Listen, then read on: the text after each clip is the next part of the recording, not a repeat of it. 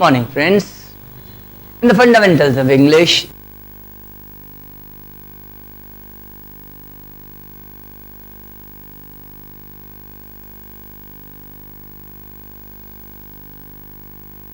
is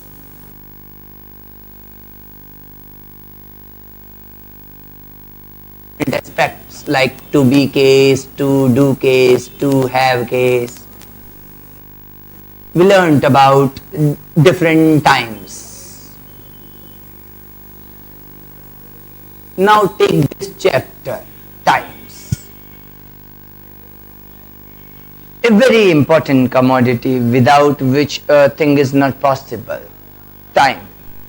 Nothing is possible without time.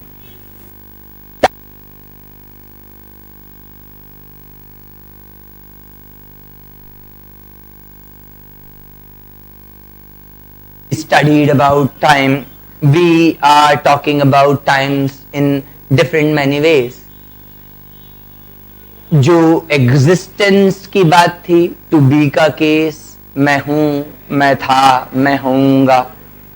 जो possession की बात थी, टू हैव का केस, मेरे पास कुछ है, मेरे पास कुछ था, मेरे पास कुछ होगा. जो एक्शन की बात है, मैं करता क्या हूं, मैं क्या करता था, मैं क्या करूंगा. तो चाहे वो टू डू की बात हो, टू बी की बात हो, चाहे टू हैव की बात हो, उसे अलग अलग टाइम में बता सकते थे. एग्जिस्टेंस, पोजेशन और एक्शन अलग अलग टाइम में बताया जा सकता था. आज मैं बात करना चाहता हूं एक्शन के बारे में खास तौर पर.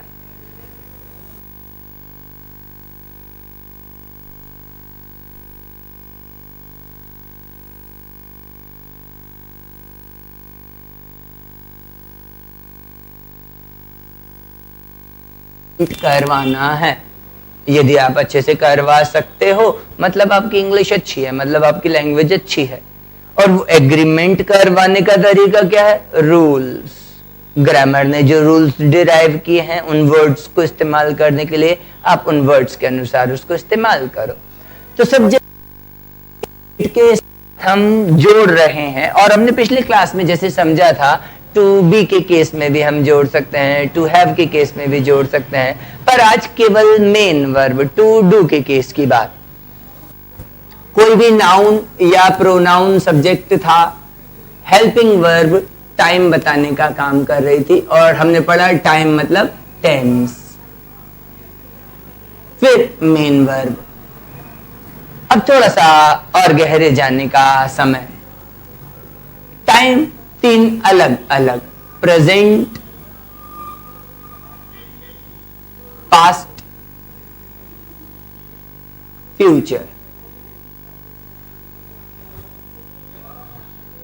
पर मेन वर्ब जिसकी हम बात कर रहे थे, चाहे वो जाना हो, चाहे आना हो, चाहे खाना हो, गो, कम, ईट, ड्रिंक, जिनसे पता पड़ रहा है कोई काम का होना, वो चार तरीके से बता सकते थे.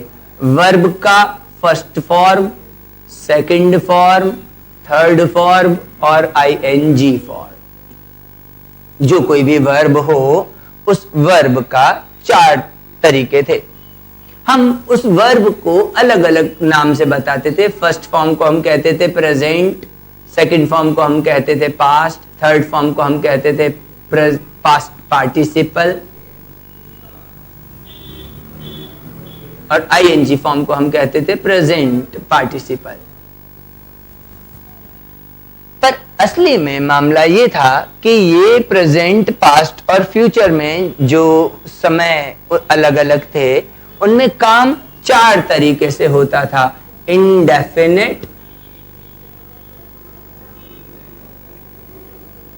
कंटिन्यूअस, परफेक्ट और परफेक्ट कंटिन्यूअस. जो भी काम हो रहा था, हम ये बता सकते थे कि पक्का कुछ अभी है नहीं, प्रेजेंट में वो काम इंडेफिनेट है. हम ये भी बता सकते थे कि वो पास्ट में काम इंडेफिनेट था, फ्यूचर में वो काम इंडेफिनेट होगा. फिर कंटिन्यूअस कंटिन्यूअस मीन्स अभी वो बात जो भी है, काम जो भी है, वो स्टॉप नहीं हुआ, वो कंटिन्यू की स्टेज में है, वो रुक नहीं रहा। प्रेजेंट में कंटिन्यूअस चल रहा है, पास्ट में कंटिन्यूअस चल रहा था, फ्यूचर में कंटिन्यूअस चल रहा होगा। फिर परफेक्ट, परफेक्ट ने बोला अब कोई डाउट नहीं है, अब पक्का हो गए, उस जो भी काम के बारे में बात हो रही है वो काम पक्का। उन्होंने कहा प्रेजेंट में परफेक्ट काम हो चुका है, पास्ट में परफेक्ट काम हो चुका था, फ्यूचर में परफेक्ट काम हो चुकेगा। अब अलग अलग समय में वो इंडेफिनिट, कंटिन्यूअस और परफेक्ट बता रहे थे। फिर परफेक्ट कंटिन्यूअस मतलब परफेक्ट तो हो चुका पर कंटिन्यूअस अभी भी चल रहा है, काम अभी भी मूविंग है।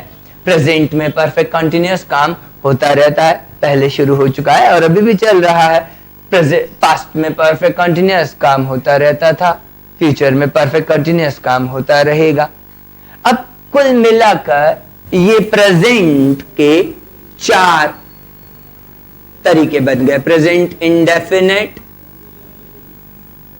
Present continuous, present perfect, present perfect continuous, continuous, present perfect, present perfect continuous. Present के ये 4 तरीके, कंटिन्यूअस, परफेक्ट और परफेक्ट कंटिन्यूअस। फिर पास्ट के ये 4 तरीके बन गए। पास्ट इंडेफिनिट, इंडेफिनिट को सिंपल भी कह सकते हैं, simple. Past continuous, past perfect, past perfect continuous. और ऐसे ही फ्यूचर के भी 4 तरीके से डिराइव कर दिया गया। Future indefinite, future continuous, future perfect, future perfect continuous. अब मामला वही था, सब्जेक्ट प्लस प्रेडिकेट, सब्जेक्ट को प्रेडिकेट से जोड़ना था। तो किसी भी टाइम में बोलते बात हमेशा सब्जेक्ट से ही शुरू होती। हम किसी भी समय में, किसी भी टेंस में, टेंस माने टाइम, हम किसी भी टाइम में वो बात जो बोल रहे थे वो बात सब्जेक्ट से शुरू होती। सब्जेक्ट, हर बार सब्जेक्ट ही सबसे पहले आता। चलिए आज मैं आपको एक आसान सा तरीका समझाता हूं टेंस के फॉर्मूले दिमाग में बैठाने का।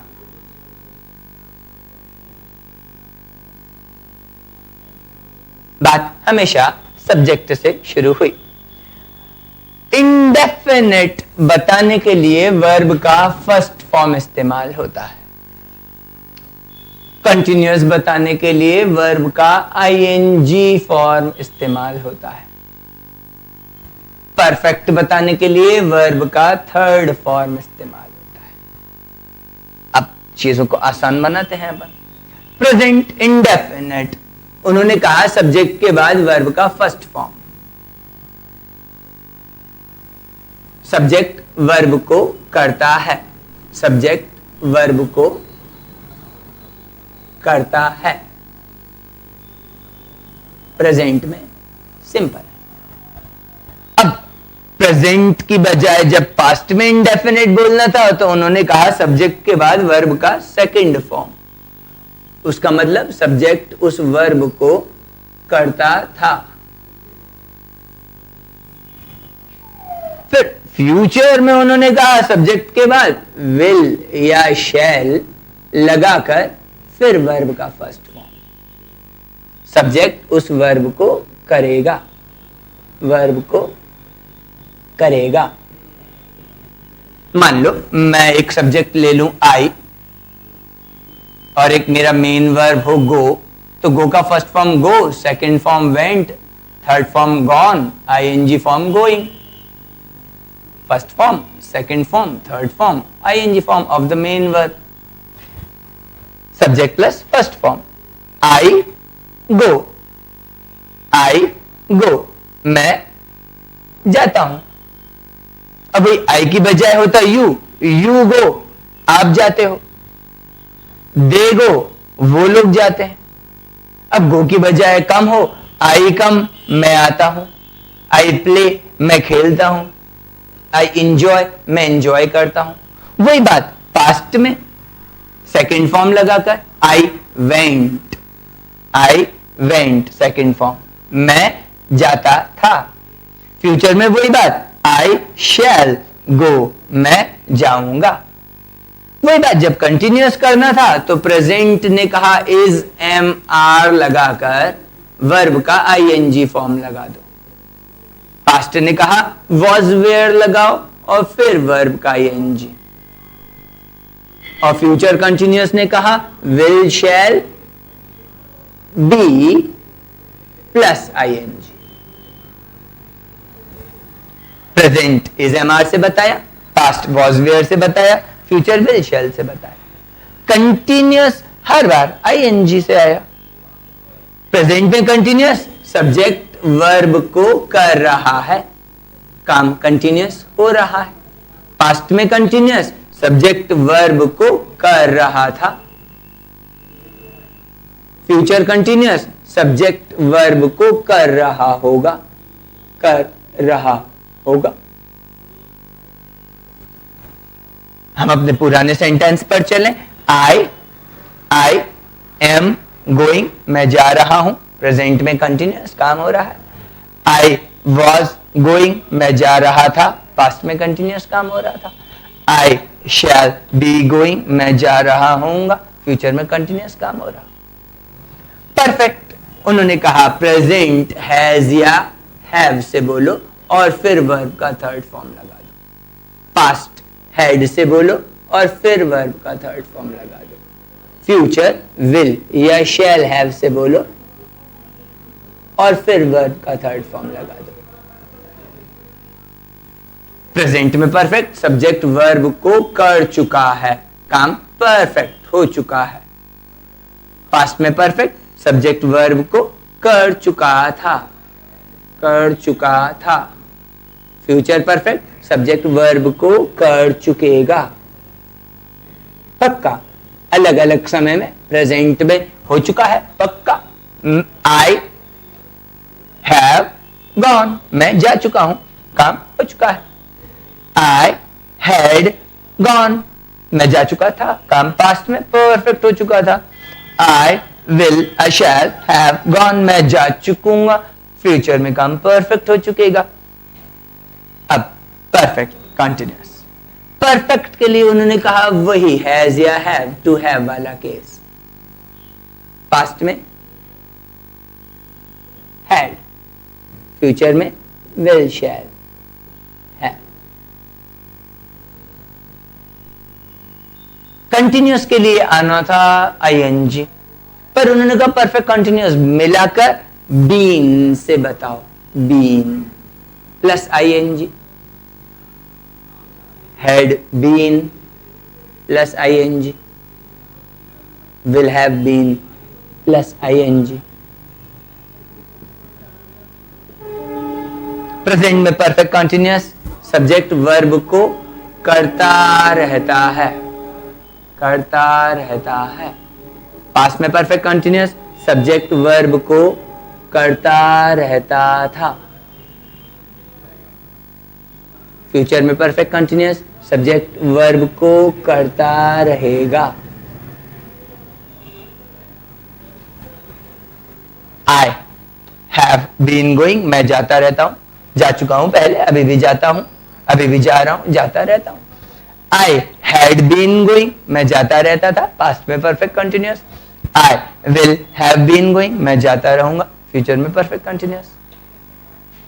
फॉर जनरल रिवीजन, तीन अलग अलग टाइम थे, प्रेजेंट, पास्ट और फ्यूचर, और उन तीन अलग अलग टाइम में वो जो एक्शन जिसको हम मेन वर्ब कहते हैं उसे चार तरीके से बता रहे थे, इंडेफिनिट, कंटिन्यूअस, परफेक्ट और परफेक्ट कंटिन्यूअस। अब प्रेजेंट को चार तरीके से, पास्ट को चार तरीके से और फ्यूचर को चार तरीके से डिराइव किया और ये कुल 12 फॉर्मूले बन गए जिन्हें हम कहते हैं टेंस।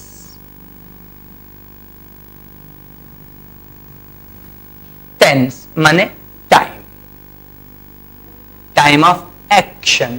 पर उन अलग अलग टाइम में प्रेजेंट, पास्ट या फ्यूचर में एक्शन अलग अलग 4 तरीके से बता रहे थे। तो कुल ये 12 तरीके बन गए और ये 12 फॉर्मूले हो गए और इन 12 फॉर्मूलों को कुल मिलाकर कहेंगे टेंस। एक और आगे की बात, इस सब्जेक्ट प्लस वर्ब के फर्स्ट फॉर्म को यदि मैं निगेटिव में बोलना चाहूं कि मैं नहीं जाता, तो कैसे बोलूं? अगला चैप्टर है सेंटेंस पैटर्न।